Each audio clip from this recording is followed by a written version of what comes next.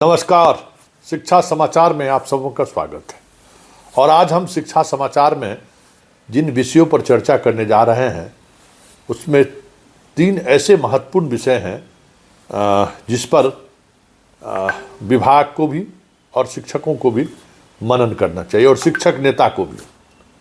पहली खबर जिस पर हम चर्चा करने जा रहे हैं कि बिहार के जब सभी कर्मचारियों का 56 साल से जो ज़्यादा उम्र के लोग हैं उनको किसी भी तरीके का प्रशिक्षण देने का अनुमति नहीं है, आदेश नहीं है, तो फिर शिक्षकों को क्यों? इसी तरीके से तबादले को लेकर जो एक अनिश्चितता का माहौल बना हुआ है उस माहौल को लेकर विभाग एक अद्यतन रिपोर्ट या बुलेटिन क्यों नहीं जारी करता है। और तीसरी खबर कि दिसंबर में छुट्टी को लेकर जो पूरे प्रदेश में स्कूल में जो मारामारी चल रहा है उस मारामारी में विभाग के पदाधिकारी लड़ाने के बजाय समाधान निकालने पर विचार क्यों नहीं कर रहे हैं। चलिए, शिक्षा समाचार में आप सबों का स्वागत है। पहले खबर हम दिखा रहे हैं कि जरा इस लेटर को गौर से देखिए। ये विपाड के चेयरमैन का लेटर है भाई वी राजेंद्र श्रीमान का, जो आपके विभाग के एसीएस है। इन्होंने एक पत्र निकाला है। विपाड में भी इस तरीके की घटनाएं 1-2 बार घटी है, जिस तरीके की घटनाएं आपको हाल के दिनों में पटना और शेखपुरा में घटी है। तो एक फैसला हुआ कि 56 वर्ष से ऊपर उम्र के जो भी अधिकारी या कर्मचारी हैं वो किसी भी तरीके का प्रशिक्षण नहीं करेंगे। सामान्य प्रशासन विभाग के बॉस की हैसियत से बी राजेंद्र ने ये पत्र जारी किया, जो विपाड के प्रशिक्षण के हेड भी वही हैं। ऐसे में ये सवाल उठना लाजमी है कि इस पत्र का प्रभाव क्या शिक्षकों पर नहीं पड़ना चाहिए? क्या शिक्षक सरकारी कर्मचारी नहीं है? वहाँ जो 56 वर्ष से बड़े उम्र के लोग हैं, क्या उनको इस तरीके से इस कड़ाके के ठंड में ट्रेनिंग में भेजना जरूरी है? क्या उन पर यह नियम लागू नहीं होता है? क्योंकि 22 से 26 तक ट्रेनिंग में जिनको बुलाया गया तो बहुत सारे इस उम्र के शिक्षक।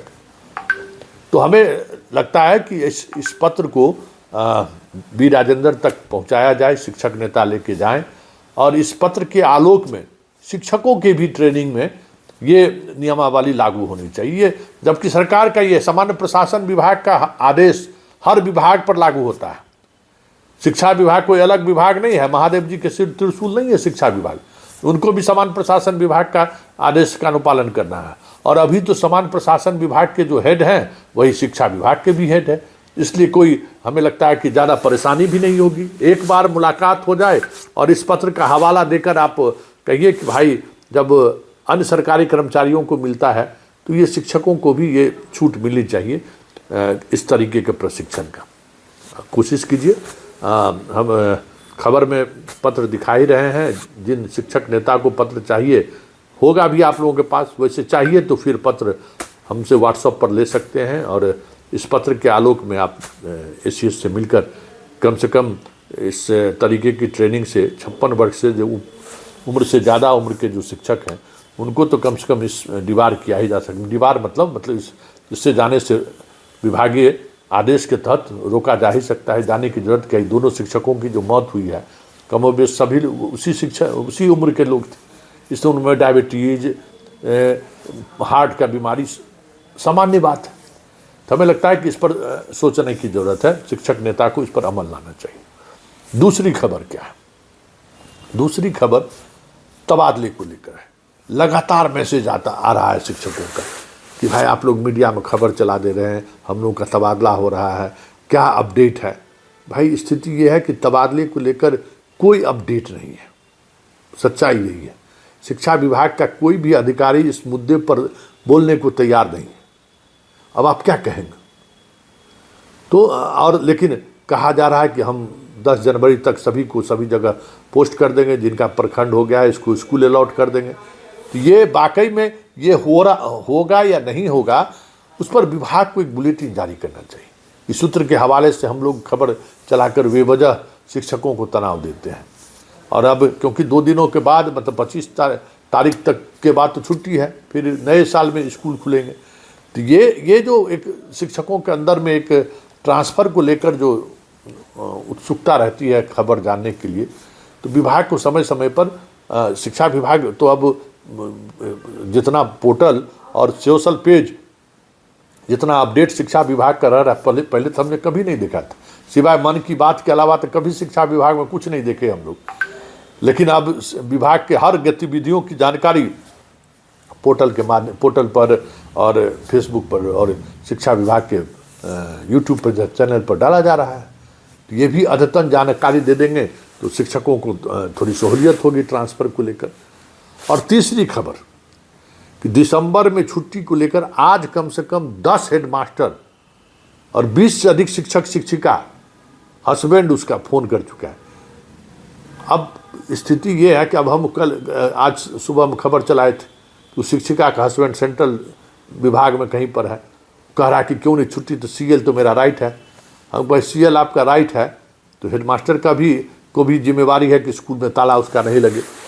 जितनी महिला शिक्षिका हर स्कूल में पहुंच गया है, कैसे हेडमास्टर सब छुट्टी देगा, ये बात समझिए। ये सारी चीज़ें ऐसी हैं जिसको लेकर एक नई तरीके की समस्या हर स्कूल में खड़ा है।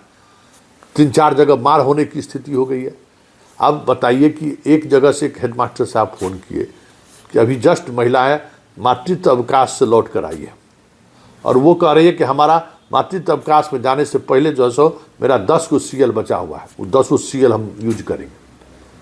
अब वो हेडमास्टर साहब परेशान हैं, जिला शिक्षा पदाधिकारी से पूछ रहे हैं तो कह रहे कि बिहार सेवा संहिता का जो किताब है वो पलट कर पढ़िए कि क्या नियम है।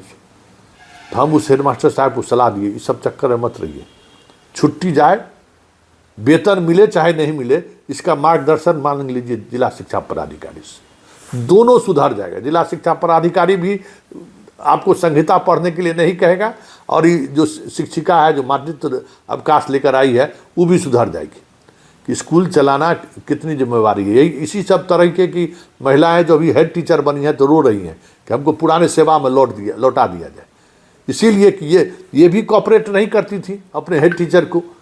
तो आज जब हेड टीचर बन गई है तो बाकी कॉपरेट नहीं कर रहा है, मुबाए हुए कि अब तो हमारा जान चल जाएगा, हमारा पति बाल बच्चा बेटा सब स्कूल में लगा रहता है, तब सब डाटा अपडेट होता है। तो ये आप समझिए कि स्कूल चलाने की जिम्मेवारी सिर्फ हेडमास्टर का नहीं है भाई, टीम वर्क है ना, टीम वर्क में सभी को काम करना है। और अगर टीम वर्क नहीं होगा तो फिर बहुत मुश्किल होगा, तब सरफुटौल होगा जो सरफुटौल हो रहा है। इस बात से आप लोग अपने आप को संभालिए कि टीम वर्क करिए, नहीं तो बहुत मुश्किल होगा। 2 सीतामढ़ी में शिक्षिका संतरा के लिए लड़ गई ना, दोनों स्कूल से सस्पेंड भी हुई गई। अभी रोजाना 2-4 टीचर सस्पेंड हो रहे हैं, 2-4 एक्सीडेंट में मर रहे हैं, 2-4 को हार्ट अटैक हो जा रहा है। क्यों ऐसा हो रहा है? तो सब लोग समन्वय के साथ चीज़ों को चलाइए और हेडमास्टर को भी लीडरशिप क्वालिटी डेवलप करना चाहिए कि सबको साथ हम लेकर कैसे चल सकते हैं। अगर ये नहीं हुआ तो फिर बहुत मुश्किल होगा। हम बार बार कहते हैं मास्टरी का नौकरी इस बार बहुत सबसे टफ नौकरी है। चलिए, शिक्षा समाचार में इतना ही, इजाज़त दीजिए, नमस्कार।